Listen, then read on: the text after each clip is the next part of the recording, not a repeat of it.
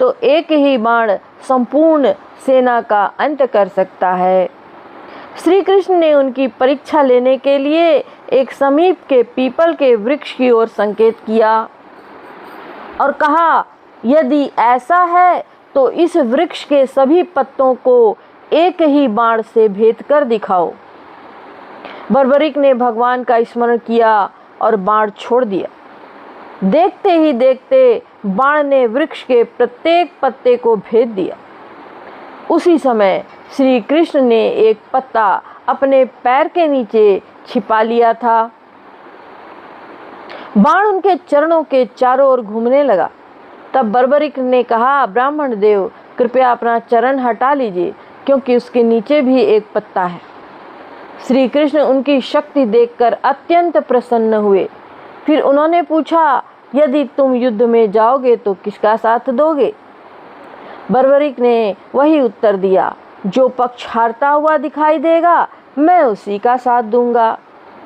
तब भगवान श्री कृष्ण ने समझ लिया कि धर्म की स्थापना के लिए बर्बरिक से एक महान दान लेना आवश्यक है।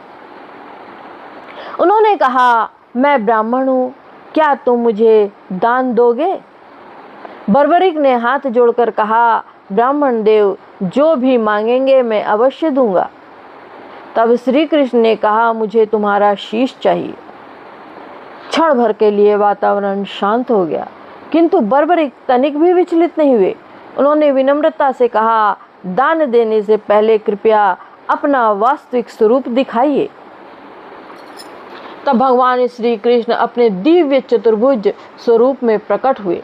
भगवान के दर्शन पाकर बर्बरिक धन्य धन्य हो गए। उन्होंने प्रसन्नता पूर्वक अपना शीश भगवान को अर्पित कर दिया।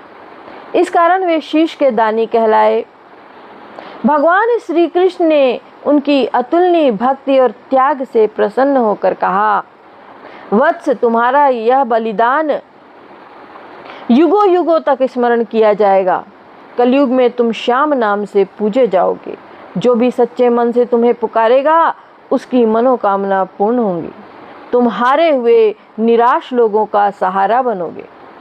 बर्बरिक ने भगवान से एक अंतिम इच्छा व्यक्त की, प्रभु, मैं महाभारत का युद्ध देखना चाहता हूँ। भगवान ने उनके शीश को एक ऊंची पहाड़ी पर स्थापित कर दिया। वहां से उन्होंने संपूर्ण महाभारत युद्ध देखा।